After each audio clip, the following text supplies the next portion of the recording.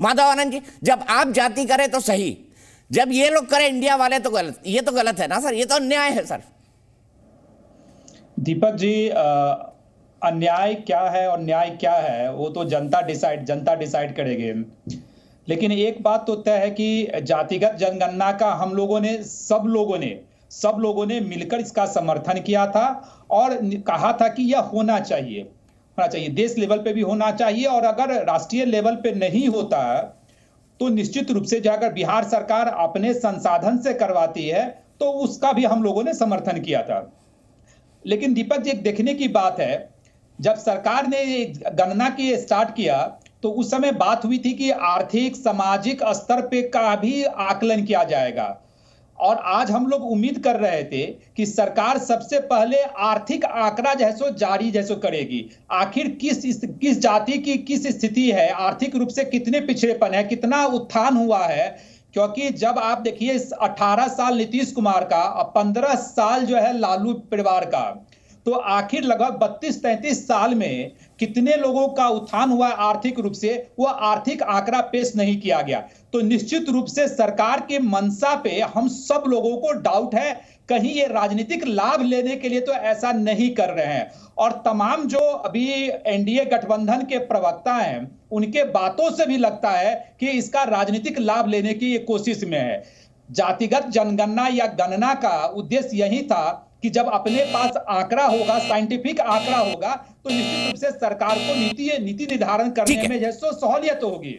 लेकिन यह मुझे इसकी मंशा पे डाउट है। और दूसरी बात दीपक जी, एक लाइन है, बहुत माधव आनंद जी, समय का ख्याल कीजिए, मैं सबको रोकता हूं, इसीलिए ना प्लीज 90 सेकंड में अपनी बात कहिए, छोटी छोटी बात कहिए। हम इसीलिए मैं यही चाहता हूं कि भाई क्या क्या सोचते हैं लोग, ये सामने आए और थोड़ी डिबेट फास्ट हो जाए ताकि बोरिंग ना लगे। मैं सीधे प्रोफेसर नवल किशोर जी के पास जाऊंगा। नवल किशोर जी, आरोप ये लग रहा है कि राजनीति के लिए आपने तो कर दिया, लेकिन जो आर्थिक, शैक्षिक और सामाजिक संरचना है और इन परिवारों की क्या स्थिति है, आर्थिक, शैक्षिक और सामाजिक, ये जारी नहीं की, आप सिर्फ राजनीति के लिए कर रहे हैं। देखिए, गजब का समझ है हमारे पहले प्रवक्ता का, जिनके साथ और संगत में आने के बाद उनको ये भी नहीं पता चलता है कि जिस भाजपा के साथ है वो भाजपा का बिहार का इकाई कहता है कि जनगणना होनी चाहिए, सर्वेक्षण होनी चाहिए, और केंद्रीय पार्टी जो है भारतीय जनता पार्टी कहती है कि नहीं होनी चाहिए। ये जो दोहरा स्टैंड के साथ रहने का क्या मजबूरी है मुझे नहीं मालूम। बहरहाल देखिए, ये जो आंकड़े हैं ना, ये वैज्ञानिक हैं और इसमें पता चल रहा गया है कि जो 52% जिसको आप नहीं बताना चाहते थे उनकी एक्चुअल स्थिति क्या है।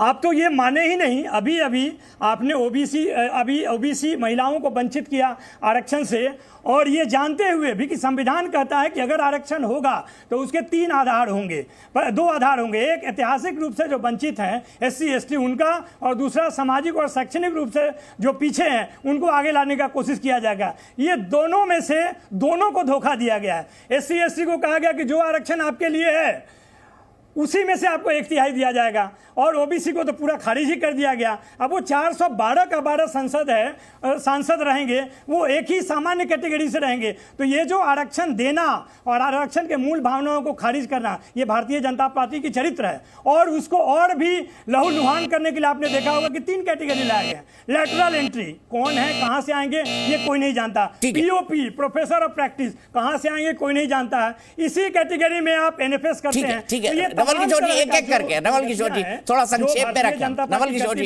फिर आर्गुमेंट हो जाता है कि आपने इनको ज्यादा बोलने दिया, इनको कम बोलने दिया। प्रेम रंजन जी, ये कैसी राजनीति है भारतीय जनता पार्टी की, ये कैसी राजनीति है?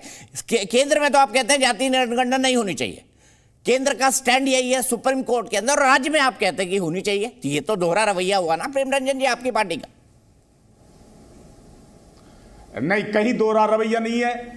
ये भारतीय जनता पार्टी ने कहा कि राज्यों को अधिकार है, जिन राज्यों को लगता है कि हमको इसकी गणना करानी चाहिए सामाजिक आधार पर, जातीय आधार पर, तो वो राज्य करा सकता है।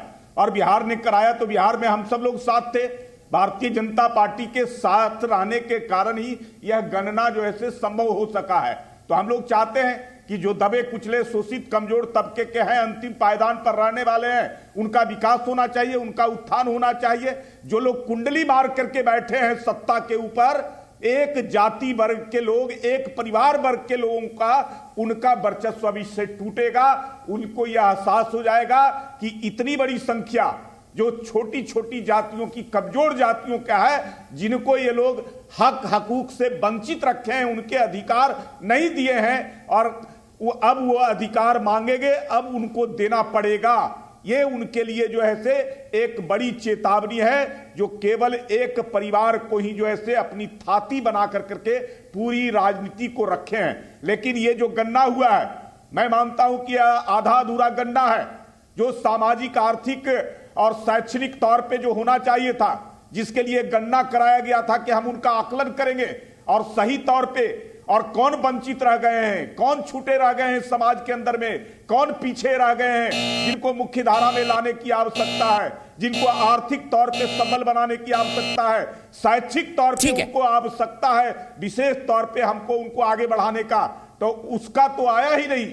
जब तक वो नहीं आएगा तब इस गन्ना का कोई लाभ नहीं है। ठीक है, आर्थिक, शैक्षिक और सामाजिक। पटेल साहब, मैं सबको 90-90 सेकंड दे रहा हूं। यहाँ पे आर्गुमेंट होता है आपने इसको बोलने दिया, उसको नहीं बोलने दिया, इसलिए मैं सबको 90 सेकंड दे रहा हूं। मेरे सवाल का जवाब दीजिए, पॉइंटेड रहिए। पर मुझे पता है आजकल नेता लोग पत्रकारों के सवाल के जवाब देते ही नहीं, जो बोलना है बोल के वो निकल जाते हैं। अब मुझे ये बताइए राजीव रंजन जी, ये अधूरा नहीं है कि आपने आर्थिक, शैक्षिक और सामाजिक इसकी कोई जानकारी सार्वजनिक करी ही नहीं है? तो कौन पिछड़ा है, किसको जरूरत है और कौन पिछड़े से अगड़ा बन गया, इसकी गणना कैसे होगी? आपने नीतीश कुमार जी को बोलते हुए सुना या नहीं? उन्होंने ये कहा है कि गणना के साथ ही जो संकेतक तय किए गए थे उससे बिल्कुल साफ है कि जिनकी जो आर्थिक पृष्ठभूमि है उसकी जानकारी, उनका जीवन स्तर क्या है, वो सभी आंकड़े राज्य सरकार के पास हैं। आज का दिन बेहद महत्वपूर्ण है। जो समतामूलक समाज के लिए महात्मा गांधी की कुर्बानी है, जो उनका बलिदान है, जो उनका उत्सर्ग है, आज कहीं ना कहीं एक उसकी प्रासंगिकता थी और इसलिए आज के दिन उन्होंने आंकड़े सार्वजनिक किए। कल बैठक है उन दलों के साथ जो इस पूरे मुहिम में राज्य सरकार के फैसले के साथ थे।